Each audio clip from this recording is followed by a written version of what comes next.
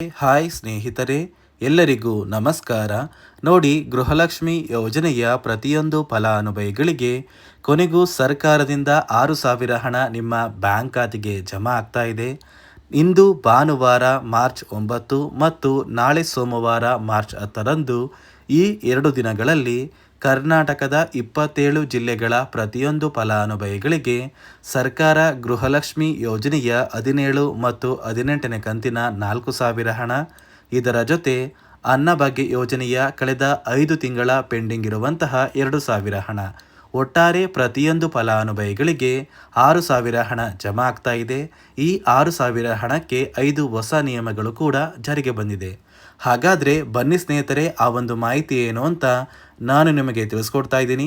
ಅದಕ್ಕಿಂತ ಮೊದಲು ನೋಡಿ ಸ್ನೇಹಿತರೆ, ನೀವೇನಾದ್ರೂ ಇನ್ನೂ ಕೂಡ ನನ್ನ ಚಾನಲ್ನ ಸಬ್ಸ್ಕ್ರೈಬ್ ಆಗಿಲ್ಲ ಅಂದರೆ ದಯವಿಟ್ಟು ಪ್ರತಿಯೊಬ್ಬರೂ ಚಾನಲ್ನ ಸಬ್ಸ್ಕ್ರೈಬ್ ಮಾಡ್ಕೊಳ್ಳಿ, ಹಾಗೆ ವಿಡಿಯೋಗೆ ಒಂದು ಲೈಕ್ನ ಕೊಡಿ.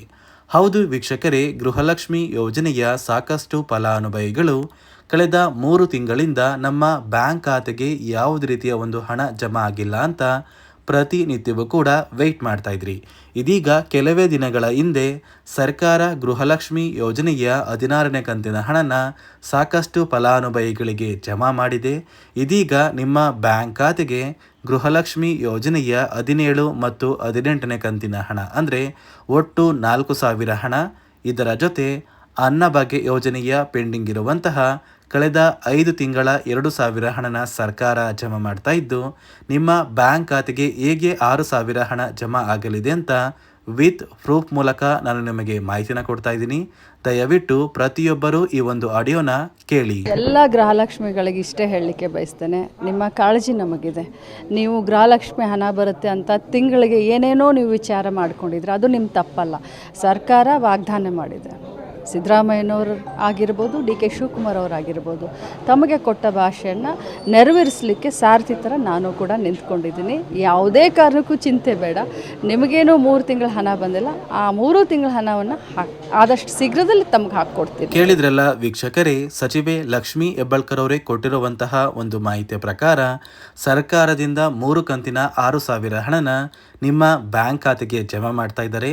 ಸಾಕಷ್ಟು ಫಲಾನುಭವಿಗಳು ಈಗಾಗಲೇ 16ನೇ ಕಂತಿನ ಹಣನ ಪಡ್ಕೊಂಡಿದ್ದು, ನಿಮ್ಮ ಬ್ಯಾಂಕ್ ಖಾತೆಗೆ ಇಂದು ಭಾನುವಾರ ಮತ್ತು ನಾಳೆ ಸೋಮವಾರ ಈ 2 ದಿನಗಳಲ್ಲಿ ಗೃಹಲಕ್ಷ್ಮಿ ಯೋಜನೆಯ 2 ತಿಂಗಳ ಹಣ ಅಂದರೆ 17 ಮತ್ತು 18ನೇ ಕಂತಿನ 4,000 ಹಣ, ಇದರ ಜೊತೆ ಅನ್ನಭಾಗ್ಯ ಯೋಜನೆಯ ಪೆಂಡಿಂಗ್ ಇರುವಂತಹ ಕಳೆದ 5 ತಿಂಗಳ 2,000 ಹಣ, ಒಟ್ಟಾರೆ ಪ್ರತಿಯೊಂದು ಫಲಾನುಭವಿಗಳಿಗೆ ಸರ್ಕಾರ 6,000 ಹಣನ ಜಮಾ ಮಾಡ್ತಾ ಇದೆ.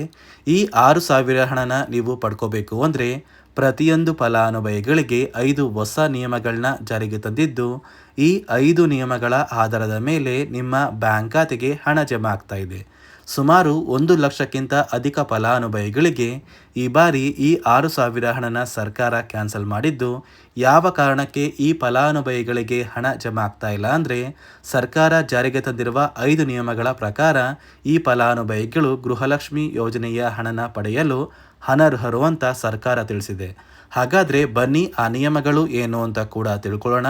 ಅದಕ್ಕಿಂತ ಮೊದಲು ಇಂದು ಭಾನುವಾರ ಮತ್ತು ನಾಳೆ ಸೋಮವಾರ ಈ 2 ದಿನಗಳಲ್ಲಿ ಕರ್ನಾಟಕದ ಯಾವ ಜಿಲ್ಲೆಗಳಿಗೆ ಸರ್ಕಾರ ಹಣ ಜಮಾ ಮಾಡ್ತಾ ಇದೆ ಅಂದರೆ ಮೊದಲಿಗೆ ಬೆಂಗಳೂರು ನಗರ, ಬೆಂಗಳೂರು ಗ್ರಾಮಾಂತರ, ರಾಮನಗರ, ಚಿಕ್ಕಬಳ್ಳಾಪುರ, ಚಿತ್ರದುರ್ಗ, ದಾವಣಗೆರೆ, ಕೋಲಾರ, ಶಿವಮೊಗ್ಗ, ತುಮಕೂರು, ಬಾಗಲಕೋಟೆ, ಬೆಳಗಾವಿ, ವಿಜಯಪುರ, ಧಾರವಾಡ, ಗದಗ, ಹಾವೇರಿ, ಉತ್ತರ ಕನ್ನಡ, ಚಾಮರಾಜನಗರ, ಚಿಕ್ಕಮಗಳೂರು, ದಕ್ಷಿಣ ಕನ್ನಡ, ಹಾಸನ, ಕೊಡಗು, ಮಂಡ್ಯ, ಮೈಸೂರು, ಉಡುಪಿ, ಬಳ್ಳಾರಿ, ಬೀದರ್, ಕಲಬುರಗಿ, ಕೊಪ್ಪಳ, ರಾಯಚೂರು, ಯಾದಗಿರಿ ಮತ್ತು ವಿಜಯನಗರ ಈ ಜಿಲ್ಲೆಗಳ ಪ್ರತಿಯೊಂದು ಫಲಾನುಭವಿಗಳಿಗೆ ಸರ್ಕಾರ ಗೃಹಲಕ್ಷ್ಮಿ ಯೋಜನೆಯ 2 ತಿಂಗಳ 4,000 ಹಣ ಮತ್ತು ಅನ್ನಭಾಗ್ಯ ಯೋಜನೆಯ ಕಳೆದ 5 ತಿಂಗಳ ಪೆಂಡಿಂಗ್ ಇರುವಂತಹ 2,000 ಹಣನ ನಿಮ್ಮ ಬ್ಯಾಂಕ್ ಖಾತೆಗೆ ಜಮಾ ಮಾಡ್ತಾ ಇದ್ದು,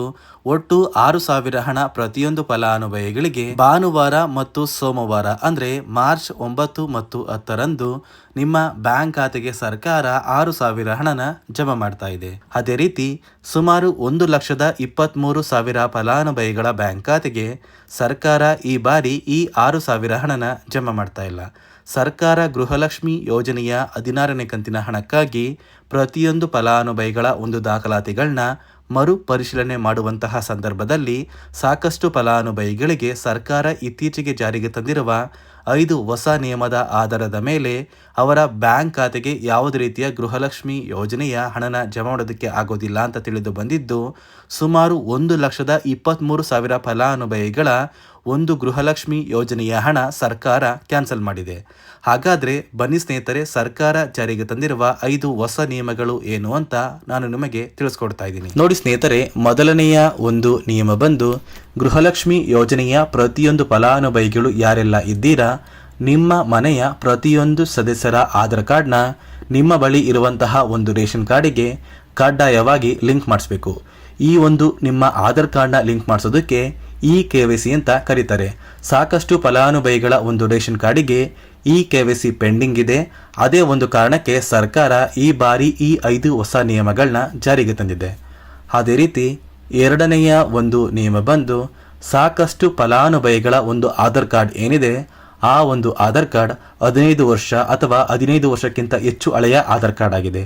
ಈ ಒಂದು ಫಲಾನುಭವಿಗಳು ಅವರ ಆಧಾರ್ ಕಾರ್ಡ್ಗೆ ಯಾವುದೇ ರೀತಿಯ ತಿದ್ದುಪಡಿ ಕೂಡ ಮಾಡಿಸಿಲ್ಲ ಮತ್ತು ಯಾವುದೇ ರೀತಿಯ ಒಂದು ಅಪ್ಡೇಟ್ನ ಕೂಡ ಮಾಡಿಸಿಲ್ಲ. ಅದೇ ಒಂದು ಕಾರಣಕ್ಕೆ ನಿಮ್ಮ ಆಧಾರ್ ಕಾರ್ಡ್ನ ನೀವು ತಿದ್ದುಪಡಿ ಮಾಡಿಸಿಲ್ಲ ಅಂದರೆ ನಿಮ್ಮ ಬ್ಯಾಂಕ್ ಖಾತೆಗೆ 2,000 ಹಣ ಜಮಾ ಆಗ್ತಾ ಇಲ್ಲ. ಮತ್ತೆ ಸ್ನೇಹಿತರೆ, ಸರ್ಕಾರ 16ನೇ ಕಂತಿನ ಹಣನ ಜಮಾ ಮಾಡುವ ಮುಂಚೆ ಪ್ರತಿಯೊಂದು ಫಲಾನುಭವಿಗಳ ಒಂದು ದಾಖಲಾತಿಗಳನ್ನ ಮರುಪರಿಶೀಲನೆ ಮಾಡಿದ್ದಾರೆ. ಈ ಒಂದು ಸಂದರ್ಭದಲ್ಲಿ ಫಲಾನುಭವಿಗಳು ಸರ್ಕಾರಕ್ಕೆ ತೆರಿಗೆನ ಕಟ್ತಾ ಇರೋದು ತಿಳಿದು ಬಂದಿದೆ. ಅದೇ ರೀತಿ 4ನೆಯ ಒಂದು ನಿಯಮ ಬಂದು ಸರ್ಕಾರದಿಂದ ಬರುವಂತಹ ಒಂದು ರೇಷನ್ನ ಕಳೆದ 3 ತಿಂಗಳಿಂದ ನೀವು ಪಡ್ಕೊಂಡಿಲ್ಲ ಅಂದರೆ ನಿಮ್ಮ ಬ್ಯಾಂಕ್ ಖಾತೆಗೆ ಗೃಹಲಕ್ಷ್ಮಿ ಯೋಜನೆಯ ಹಣ ಜಮಾ ಆಗೋದಿಲ್ಲ. ಮತ್ತೆ ಸ್ನೇಹಿತರೆ, 5ನೆಯ ಒಂದು ನಿಯಮ ಬಂದು ನಿಮ್ಮ ಒಂದು ವಾರ್ಷಿಕ ಆದಾಯ 7 ಲಕ್ಷಕ್ಕಿಂತ ಕಡಿಮೆ ಇರಬೇಕು. ಒಂದು ವೇಳೆ ವಾರ್ಷಿಕ ಆದಾಯ 7 ಲಕ್ಷಕ್ಕಿಂತ ಜಾಸ್ತಿ ಇದ್ದರೆ ನಿಮ್ಮ ಬ್ಯಾಂಕ್ ಖಾತೆಗೆ ಗೃಹಲಕ್ಷ್ಮಿ ಯೋಜನೆಯ ಹಣ ಬರೋದಿಲ್ಲ. ಈ 5 ನಿಯಮದ ಆಧಾರದ ಮೇಲೆ ಪ್ರತಿಯೊಂದು ಫಲಾನುಭವಿಗಳಿಗೂ ಹಣ ಜಮಾ ಆಗ್ತಾ ಇದೆ. ಇಂದು ಭಾನುವಾರ ಮಾರ್ಚ್ 9 ಮತ್ತು ನಾಳೆ ಸೋಮವಾರ ಮಾರ್ಚ್ 10ರಂದು ಕರ್ನಾಟಕದ 27 ಜಿಲ್ಲೆಗಳ ಪ್ರತಿಯೊಂದು ಫಲಾನುಭವಿಗಳಿಗೆ ಸರ್ಕಾರ ಗೃಹಲಕ್ಷ್ಮಿ ಯೋಜನೆಯ ಒಟ್ಟು 2 ಕಂತಿನ 4,000 ಹಣ, ಇದರ ಜೊತೆ ಅನ್ನಭಾಗ್ಯ ಯೋಜನೆಯ ಪೆಂಡಿಂಗ್ ಇರುವಂತಹ ಕಳೆದ 5 ತಿಂಗಳ 2,000 ಹಣ, ಒಟ್ಟಾರೆ ಪ್ರತಿಯೊಂದು ಫಲಾನುಭವಿಗಳಿಗೆ 6,000 ಹಣನ ನೇರವಾಗಿ DBT ಮೂಲಕ ನಿಮ್ಮ ಬ್ಯಾಂಕ್ ಖಾತೆಗೆ ಸರ್ಕಾರ ಜಮಾ ಮಾಡ್ತಾ ಇದೆ. ಈಗಾಗಲೇ 16ನೇ ಕಂತಿನ ಹಣ ಸಾಕಷ್ಟು ಫಲಾನುಭವಿಗಳಿಗೆ ಜಮಾ ಆಗಿದೆ. ಒಂದು ವೇಳೆ ನಿಮ್ಮ ಬ್ಯಾಂಕ್ ಖಾತೆಗೆ 16ನೇ ಕಂತಿನ ಹಣ ಇನ್ನೂ ಕೂಡ ಜಮಾ ಆಗಿಲ್ಲ ಅಂದರೆ ಮೊದಲು ನಿಮ್ಮ ಬ್ಯಾಂಕ್ ಖಾತೆಗೆ 16ನೇ ಕಂತಿನ ಹಣ ಜಮಾ ಆದ ನಂತರ ಮಾತ್ರ ಈ 17 ಮತ್ತು 18ನೇ ಕಂತಿನ 4,000 ಹಣ ಜಮಾ ಆಗುತ್ತೆ ಅಂತ ಹೇಳ್ತಾ, ಇದಿಷ್ಟು ಗೃಹಲಕ್ಷ್ಮಿ ಮತ್ತು ಅನ್ನಭಾಗ್ಯ ಯೋಜನೆ ಕುರಿತು ಪ್ರತಿಯೊಂದು ಫಲಾನುಭವಿಗಳಿಗೆ ಸರ್ಕಾರದಿಂದ ಬಂದಿರುವಂತಹ ಒಂದು ಹೊಸ ಮಾಹಿತಿಯಾಗಿದೆ. ನಾನು ಕೊಟ್ಟಿರುವಂತಹ ಮಾಹಿತಿ ನಿಮಗೆ ಇಷ್ಟ ಆಗಿದ್ರೆ ದಯವಿಟ್ಟು ಪ್ರತಿಯೊಬ್ಬರು ನನ್ನ ಚಾನಲ್ನ ಸಬ್ಸ್ಕ್ರೈಬ್ ಮಾಡ್ಕೊಳ್ಳಿ, ಹಾಗೆ ವಿಡಿಯೋಗೆ ಒಂದು ಲೈಕ್ನ ಕೊಡಿ.